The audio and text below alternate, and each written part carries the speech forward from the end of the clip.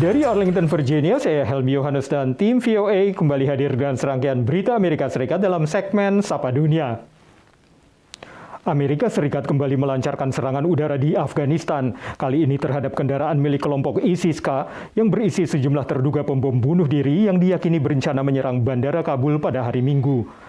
Serangan ini menimpa permukiman padat di Kabul dan memicu sejumlah ledakan yang menandakan banyaknya jumlah bahan peledak di kendaraan itu, menurut pernyataan Komando Pusat Amerika. Militer Amerika masih menyelidiki apakah ada korban sipil dalam serangan ini. Tapi kantor berita Associated Press melaporkan seorang anak tewas dalam serangan roket di wilayah barat laut Bandara Kabul.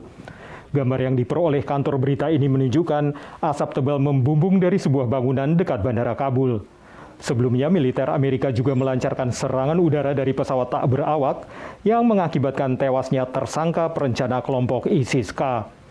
Ini menyusul terjadinya serangan bom di luar Bandara Kabul pada hari Kamis yang menyebabkan 13 anggota militer Amerika dan sekitar 170 warga sipil meninggal dunia.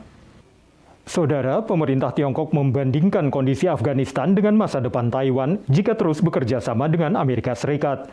Analis menilai tajuk rencana koran yang membandingkan keduanya ini adalah bagian dari perang urat syaraf Tiongkok. Mengikuti cepatnya pengambilan alih Afghanistan oleh Taliban di tengah penarikan pasukan AS, Tiongkok melalui Global Times, media yang didukung pemerintah Beijing, mengisyaratkan nasib Taiwan akan serupa dengan Afghanistan. Dalam tajuk rencana Global Times, AS disebut sebagai mitra yang tidak bisa diandalkan. We urge Beijing, as we have before, to cease its military, diplomatic, economic pressure against Taiwan and instead to engage in meaningful dialogue. Menurut analis geopolitik, tujuan Tiongkok adalah untuk mengasingkan Taiwan. I think that article needs to be understood as for what it is, which is a piece of political warfare. Lewat Twitter, Menteri Luar Negeri Taiwan, Joseph Wu, menuduh Tiongkok meniru Taliban. Ia juga mencuit bahwa Taiwan punya keinginan dan cara untuk membela bangsanya sendiri. Inilah dampak lain penarikan pasukan AS dari Afghanistan menurut analis. AS bisa lebih fokus ke kawasan Indo-Pasifik. Taiwan is not only the key to the first island chain and the security of America's allies and partners in the Philippines, Japan, and South Korea, as well as Australia, but it's also the key to the global supply chain of semiconductors and other advanced technologies. Bukan hanya AS yang bakal terdampak bila Tiongkok memenuhi ambisinya menguasai Taiwan. Being in the possession of the Chinese would be a huge power projection platform for them, way beyond those tiny little bases they built in the South China Sea. And it would have a more profound power projection effect for them as a result. And it would cut right into the US alliance relationships with Japan and Korea. So it's a fundamental security issue for the Indo-Pacific and for Australia as a result. Di mata pemerintah Tiongkok, Taiwan dipandang sebagai provinsi yang memberontak, sehingga isu Taiwan dianggap sebagai isu domestik. Demikian laporan VOA. Beralih ke industri hiburan malam dan pertunjukan musik di kota New Orleans yang kembali buka setelah sempat lama tutup akibat pandemi COVID.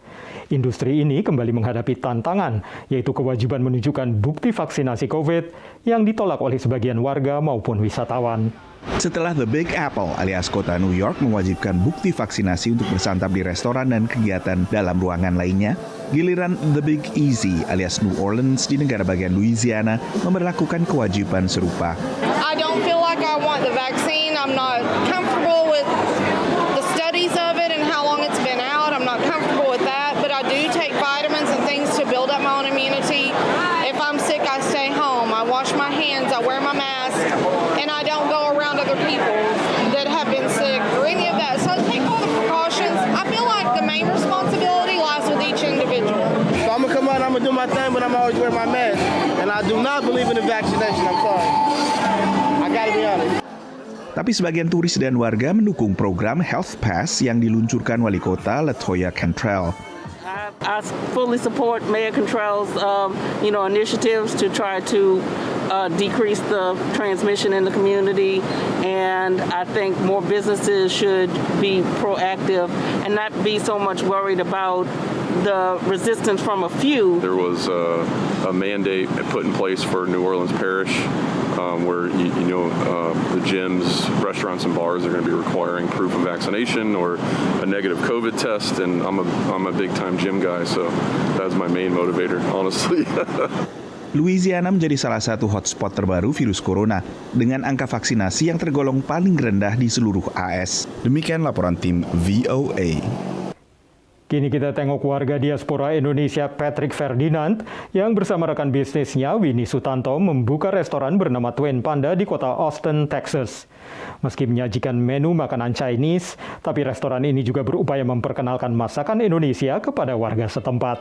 Twin Panda adalah hasil kerja keras Patrick Ferdinand dan partnernya Winnie Sutanto dalam mewujudkan cita-cita membuka restoran di Amerika.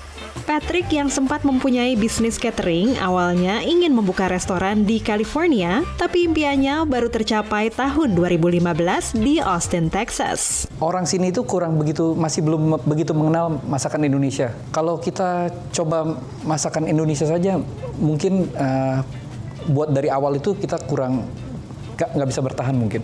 Jadi kita mesti ada support dari awalnya itu Chinese food ya, yang basic lah, yang orang Amerika masih tahu ya. Lokasi Austin yang agak jauh dari kota besar menyulitkan untuk memperoleh bumbu makanan Indonesia sehingga menu Indonesia memang terbatas dan hanya ditawarkan di akhir pekan. Makanan Cina memang memberi kontribusi 75% penjualan di Twin Panda, tapi penjualan makanan Indonesia pun terus meningkat dengan semakin banyak orang Amerika yang mau mencoba. Biasanya kalau mereka datang kita kasih 2 menu, satu menu Chinese, satu menu Indonesia. Sometimes mereka mau coba makanan Indo. It's local. It's like and they're always friendly. It's great service, and we always get what we order. So it's always really good. Walaupun sederhana menunya, tapi ya kita sudah melepas kangen masakan Indonesia. Dengan menyajikan makanan serta memberi pelayanan terbaik, Twin Panda yang sempat tutup selama lebih dari setahun karena pandemi, dapat bertahan dengan hanya memberikan layanan ambil dan antar bagi pelanggannya. Okay, first of all, customer service. It's amazing. And the food, amazing. With the pandemic, they've been amazing about the quality of food when I get it. Dari Austin, Texas, VOA. Saudara, kami akan kembali dengan Sapa Dunia Senin depan. Terima kasih atas perhatian Anda. Dari Arlington, Virginia, saya Helmi Yohanes dan tim VOA.